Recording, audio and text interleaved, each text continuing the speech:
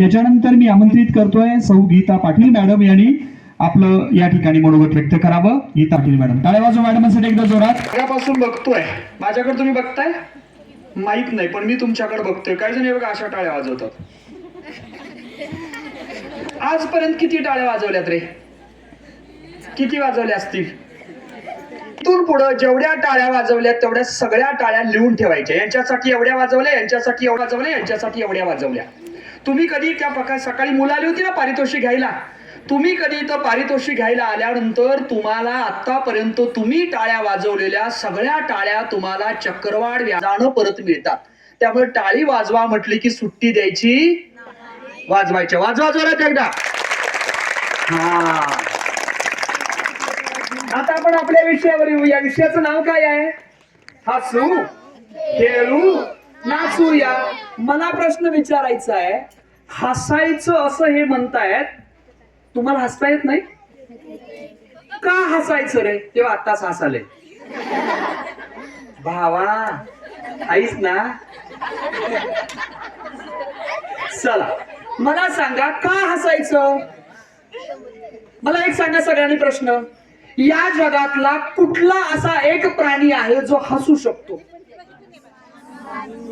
वाघ हसता तर कसं हसला असता?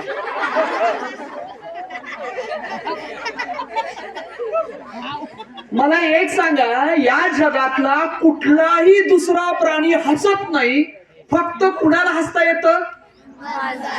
तरी पण आम्ही हसत नाही रे.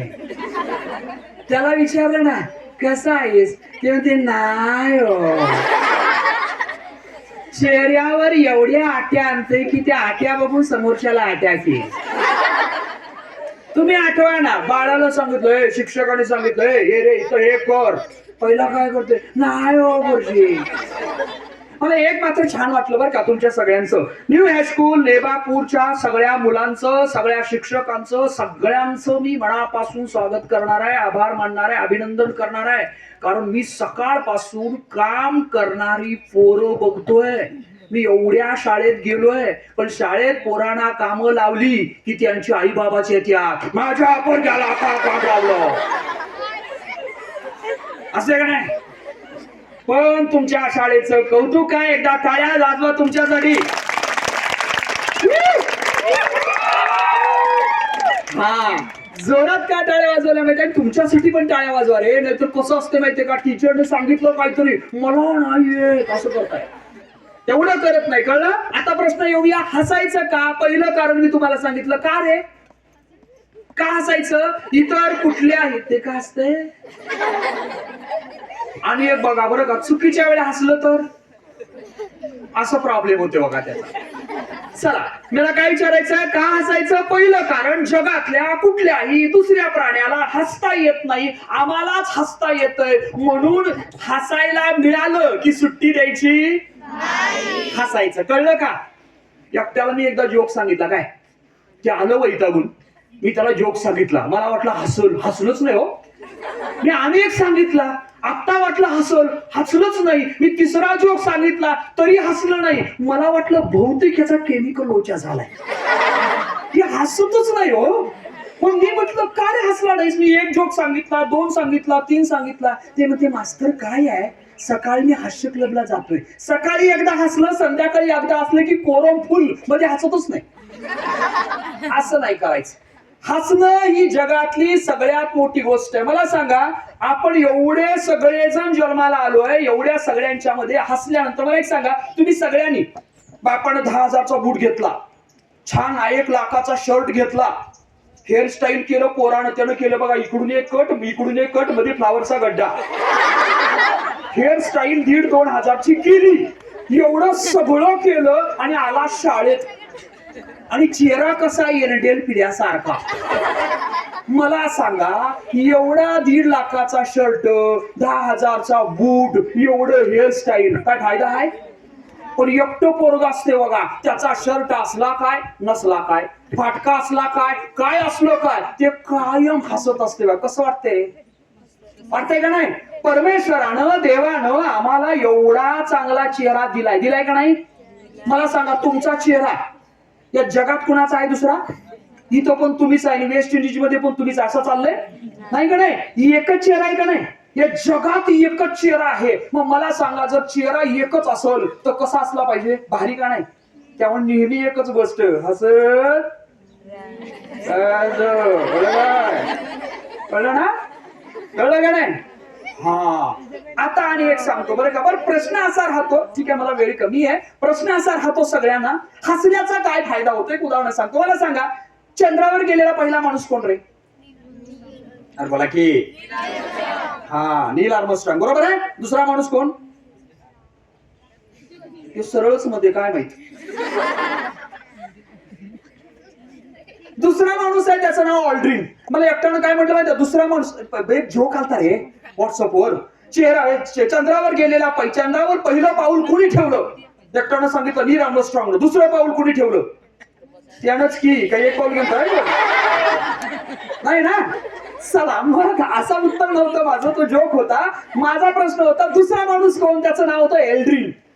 हा कोण माणूस होता माहितीये? जेव्हा बघा, दोन माणसं यानात गेलेत, वरती चाललेत, चंद्रावर गेले, तिसरा माणूस वरती फिरतोय, दोन यानात आहेत. आता मला सांगा, खालच्या नासानं वरच्यानं सांगितलं पहिला कमांडर होता एल्ड्रिन आणि नंतरचा होता नील. पहिला त्या एल्ड्रिनला सांगितलं, Aldrin you jump. You jump म्हणजे उडी मार. त्याच्याकडं सगळं होतं, पण हे प्रॉब्लेम आहे, काय जरी आलं का नाही, चेहरा काळा करायचा. त्याला खालनं सांगितलं, अरे यू जम्प, उडी मार, चंद्रावर गेलायस तू. ते बघा, पटलं बघा. त्यानं पण तसंच केलं. ते म्हणते मी नाही. पुन्हा खालनं सांगितलं, अरे एल्ड्रिन यू जम्प, ते म्हणते मी नाही. तिसऱ्या वेळा सांगितलं यू जम्प, तरी पण नाही. मग चौथ्या वेळेला सांगत नाहीत ना रे. चौथ्या वेळेला ते नीलला सांगितलं, नील नील यू जम्प, ते लय भारी होतं. जम्प म्हटलं की उडी मारायची. नंतरची पुढचं पुढे उजडल तिथं उजडल. सुट्टी नाही, त्यानं दणकन उडी मारली राव खाली आणि जगाच्या इतिहासात लिहिलं, चंद्रावर गेलेला पहिला माणूस कोण? नील आर्मस्ट्रॉंग. मला एक सांगा, त्या एल्ड्रिननं उडी मारली पाहिजे होती, मेल असतं तर चाललं असतं का? जगाच्या इतिहासात नाव लिहिलं असतं, चंद्रावर गेलेला पहिला माणूस कोण? Robert Aldrin. आला सगळं आला सगळं. म्हणून एकच गोष्ट, काही जरी झालं, चेहरा काळा करायचा नाही. आणि दुसरी गोष्ट, नाही म्हणायचं, सुट्टी नाही. म्हणून सांगतोय, पहिली गोष्ट आहे हसूया. काय करूया? दुसरी गोष्ट आहे खेळूया. खेळताय ना? मी एकट्याला मी विचारलो, खेळतोयस का रे? म्हणाला खेळतोय. किती तास? ते म्हणते 4 तास. मी म्हणतो दमलाशील की? मग होय, मोबाईल दमला, चार्जिंग संपलं की बंद करतोय. म्हणजे आमचं एकच रे, winner winner chicken dinner, free fire. आहे का नाही? सुट्टी नाही. जोपर्यंत मोबाईल संपत नाही तोपर्यंत हे खेळतंय. असलं खेळून मरून जा. परवा त्या CPR मध्ये एक पोरग बघितलं, दिवसभर खेळत होतं पोरांनो, दिवसभर. अक्षरशः बघा, त्याच्या हातात मोबाईल आला का नाही, ते असं करायचं आणि मोबाईल गेला की थरथरायचं, लटलट लटलट कापायचं. कळलं काय? त्यामुळे एकच गोष्ट, मोबाईलवर खेळायचं काय खेळायचं? मग काय काय येतंय? येते number 2 cricket, number 3, number 4, number 5 काय रे? हा, आणि काय? जे जमल ते खेळा र, पण खेळा. एक सगळ्यात मोठं, त्या सगळे जण त्या मोबाईलवर एवढा अडिक्ट झाल्यात ना, विचारायचं नसतंय. आमचं पोराचं सोडा, बाप सुद्धा. आजचं जुन्या काळातलं पोरग कसं होतं बघा, पप्पा आला की पप्पा म्हणून पहिल्यांदा पळत जायचं, मिठी मारायचं, बाबाला वाटायचं वा वा वा पोरग आलं. आता पण पोरग जाते, पप्पा म्हणून मिठी मारते, पहिल्या खिशातला मोबाईल घेते, कोण जाते. असलं असते वे दादांनो. जर आम्हाला जगात अनेक, लक्षात घ्या, मला सगळ्यांना एक विचारायचं, बरोबर आहे का? तुम्हाला माणसाला वेगळं, जगापेक्षा जगातल्या प्राण्यापेक्षा आम्हाला वेगळं काय आहे रे? बुद्धी आहे का नाही? दिली ना देवानं, दिली ना. इतर प्राण्यापेक्षा वेगळी आहे, आम्हाला बुद्धी दिली, बरोबर आहे? त्या बुद्धीचा वापर करताय का? बघूया. हा, मला सांगा, 10 अधिक 20 किती रे? 30 अधिक 40, 50 अधिक 10, 100 अधिक 200, 500 अधिक 600, 1000 अधिक 2000, 10,000 अधिक 20,000, 1 लाख अधिक 10 लाख, 10 लाख अधिक अधिक 20 लाख, 10 कोटी अधिक 20 कोटी, 1 अब्ज अधिक 10 अब्ज, 56 अधिक 57. ह्यो हाय प्रॉब्लेम.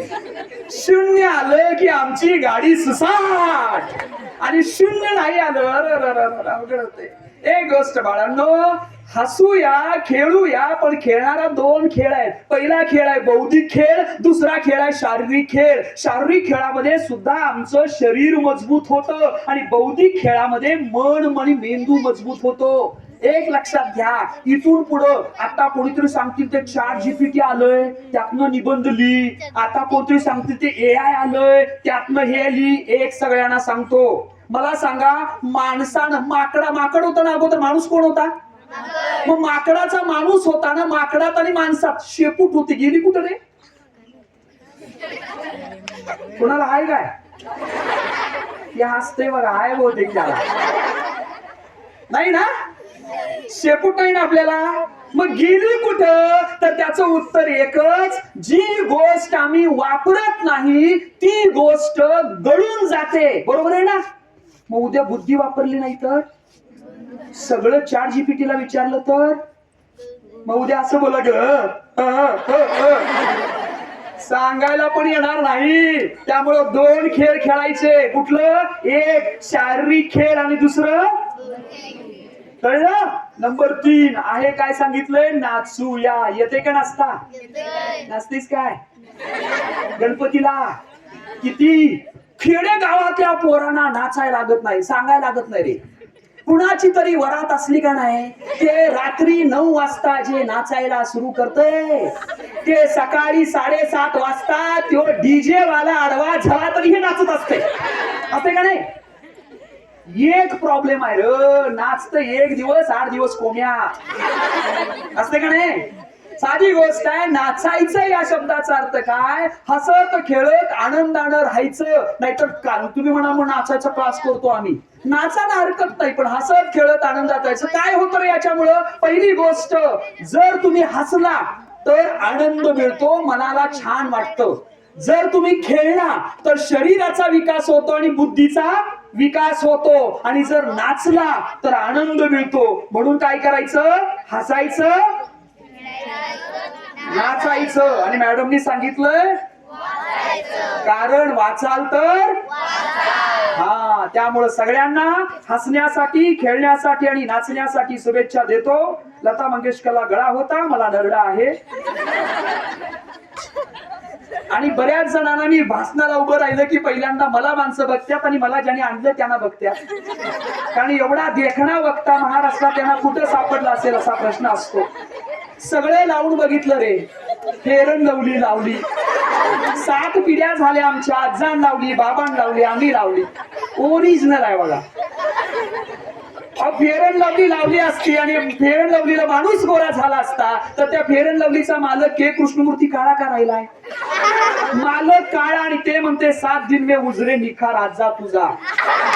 या एक गोष्ट बाळांनो लक्षात ठेवा, या जगात स्वतःच्या मनाच्या सौंदर्यापेक्षा कुठलं सौंदर्य मोठं नाही, बुद्धीच्या ताकदीपेक्षा कुठली ताकद मोठी नाही. त्यामुळं सगळ्यांना तुमच्या भावी काळासाठी, करिअरसाठी, आयुष्यासाठी मनपूर्वक शुभेच्छा देतो. आणि फार सुंदर एक कविता आहे, त्यानं शेवट करूया. जंगलातून जाता जाता एकदा वाट चुकावी, विश्रांतीसाठी एका झाडाखाली बसावं, समोर एखादा विंचू दिसावा, विंचवाला मारण्यासाठी दगड उचलावा, दगडाखाली एखादा साप असा, सापानं स्वतःचा पाठलाग करावा, पळता पळता वेलीनं आच्छादलेल्या एका विहिरीत पडावं, विहिरीत एखादी मगर असावी, मगरीपासून वाचण्यासाठी झाडाच्या फांदीचा आधार घ्यावा, फांदीवर चढता चढता फांदीला लटकलेलं मधमाशाचं पोळं फुटावं आणि सगळ्या मधमाशांनी जाऊन हैराण करावं, पण मधाच्या पोळ्यातनं पडणारा एक थेंब अलगत हातावर पडावा आणि जिभेनं तो चाखून बघावा. याला म्हणतात आयुष्य. एक लक्षात घ्या, आनंद, हसणं आणि प्रेम सुट्टी नाही. वाजवा रे टाळ्या त्यांच्यासाठी, कळलं का? आनंद प्रेम या सगळ्या गोष्टी महत्वाच्या आहेत, त्या मधासारख्या असतात, सगळ्यांनी जपून वापरा. मला या ठिकाणी बोलवलं, अध्यक्ष केलं, याबद्दल सगळ्यांचं, पाटील सरांचं, त्याचबरोबर निकाडे सरांचं, या सर्वांचं मनपूर्वक आभार मानतो आणि आजचा हा परिसंवादाचा कार्यक्रम या ठिकाणी संपला असं जाहीर करतो.